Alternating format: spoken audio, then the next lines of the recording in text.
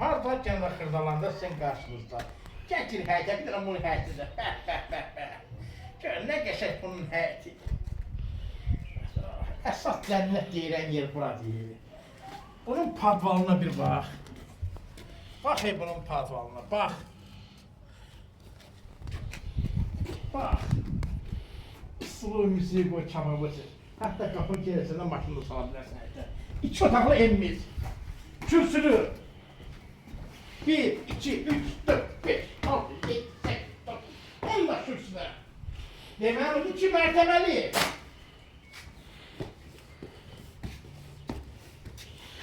Gəl bəri.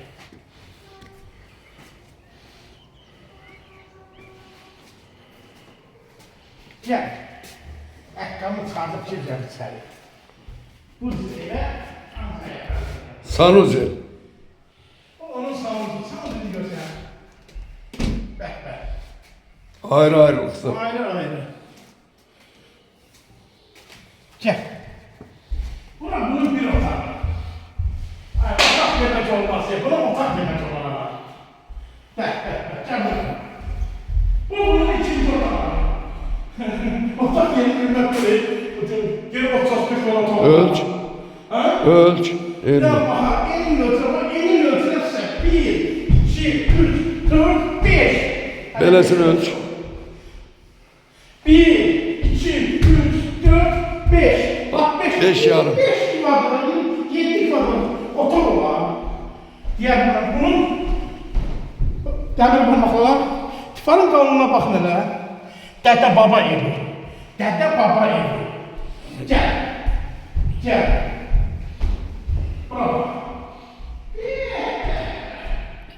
Ondan vereceğim. Bu da 30 kvadrat. 70 Ölç. kvadrat. 1, 2, 3, 4, 5. 1, 2, 3, 4, 5, 6. 30 kvadrat. 3 otağın razılıydı. 3 otaqdan geçer. 2 otaqlı evimiz. Güzel bir yerde. Gerçekten demir parmaklar, tifarın kalını boşatar. Ondan sonra patoloğa bak. Bunun orta tifarı görünəcəkləri. Buna bak. Hesap değil. Bu yüzden beğensin. Gel. Altında da